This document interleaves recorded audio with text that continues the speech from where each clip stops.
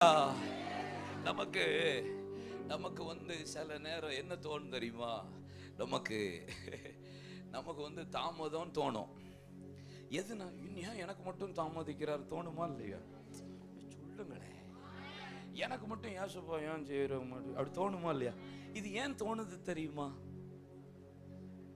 எதுக்கு இப்படி இல்லை, எனக்கு மட்டும் ஏன் இப்படி தாமதிக்கிறார்னு ஒண்ணு வருது இல்ல, எல்லாத்துக்கும் வருதா இல்லையா? ஏன் வருது தெரியுமா?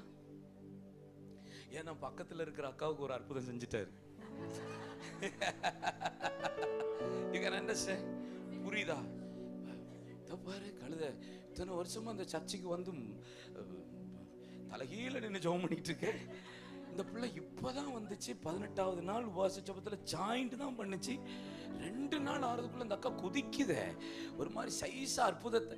ஏன் நமக்கு அப்படி தாமதம் தோணுதுன்னா, எனக்கு பின்னாடி இருந்து வந்த ஆட்கள் கூட அற்புதத்தை பெற்றுருச்சு. எனக்கு பின்னாடி வந்து ரட்சிக்கப்பட்ட பிள்ளை கூட சில நேரம் சுகத்தை பெற்றுச்சு. எனக்கு பின்னாடி வந்து கர்த்தருடைய அபிஷேகத்தை பெற்ற பிள்ளை கூட தேவ மகிமையை பற்றி அற்புதமா எங்க பிள்ளைய சாட்சி. எனக்கு பின்னாடி வந்த பிள்ளைகளுக்கெல்லாம் கர்த்தர் குழந்தை கொடுத்துட்டார்.